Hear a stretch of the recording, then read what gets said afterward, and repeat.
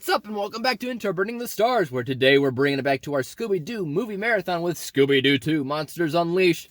Once again, bringing back the likes of Matthew Lillard as Shaggy, Sarah Michelle Gellar as Daphne, Freddie Prinze Jr. as Fred, and Linda Cardellini as Velma for another mystery that needs to be solved by the famous Mystery Incorporated.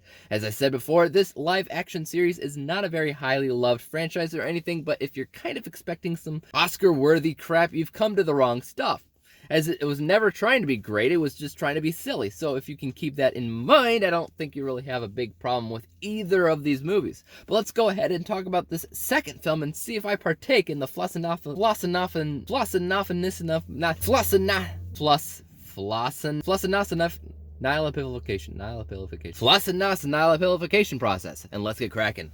This review is brought to you by the word of the day, nihilipilification, the action or habit of estimating something as worthless. Like this word. Seriously, who would ever say nihilipilification in everyday conversation? Scooby-Doo 2 Monsters Unleashed brings Mystery Incorporated back into the fold when a new villain has emerged who has discovered a way to create real monsters from old villains the gang had previously put away. The gang sets out to find out how the monsters are being created and put an end to it. All the meanwhile, Shaggy and Scooby-Doo begin to question their worth on the team.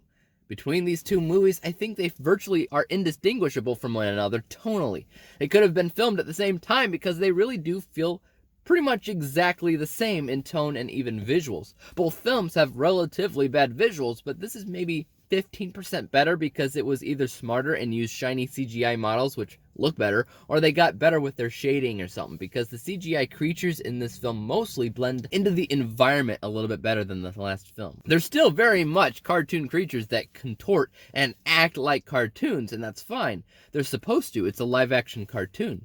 I'll tell you the main thing that I like about this film, more so than the last film. It felt more like a mystery that made sense.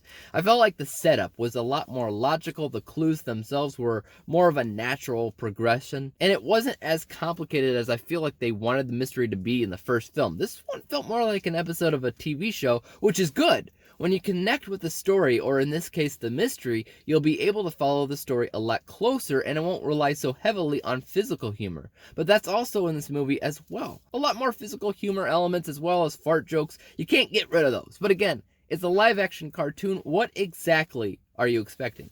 I also really liked Shaggy and Scooby's personal journey. They had something somewhat similar to the first film about Velma feeling underappreciated, but the film mostly lost focus on her story. When Shaggy and Scooby feel underappreciated in Scooby-Doo 2, it focuses in a lot more of the film's energy on that, and how not only Shaggy contributes to the team, but really how each of the characters do. And I know that these are the same characters as before, but I finally understood their independent importance here. You got the jock who's more than just a jock. You got the valley girl who's more than just a pretty face, the nerd who is more than just her smarts, and the free-spirited characters who are not afraid to be themselves, and it's their openness to how they view the world which opens up the other characters and helps them remain a team. All of that finally became more clear to me in this movie than the last, because the last film mostly felt like all of these characters were kind of dependent on one another to exist. That they were mostly a five-headed beast and they all blended in together trying to do the same thing. This one felt more specific and distinct in not only picking apart these characters, but showing us why it's good for them to stick together. Maybe it's just me, but I think as a whole this film is better than the first movie because it felt more grounded and it felt like it had a better idea of what it wanted to be here versus the first film. Yet at the same time, they really do feel very, very similar in tone and feel. It's a very interesting movie. It's still imperfect. It still has flaws. It's still a family film that isn't trying to be anything spectacular. So at the end of the day, my score is nothing game-changing still. My bias and unbiased score both agree that everything in this film deserves a score of 74%, meaning that when averaged all together, the end score for Scooby-Doo 2 Monsters Unleashed is obviously 74%, which gives it a letter grade of C. For a quick refresher, I scored the first Scooby-Doo film 73%, so like I said, they're both basically the same thing. I just think what they did here made it a little bit better than the first film. I don't know, take that as you will. And tell me what you thought of it in the comments down below. When it comes down to these theatrical live-action Scooby-Doo movies, which one do you prefer? Or do you think they're both kind of blending together in your mind when you think about them? Let me know. As for YouTube, hit the subscribe button if you like this review and would like to see some others like it. Hit the thumbs up button because that always helps out my channel. And don't forget about the little bell icon because that'll help notify you when I come up with my next review. And until then, Peace out.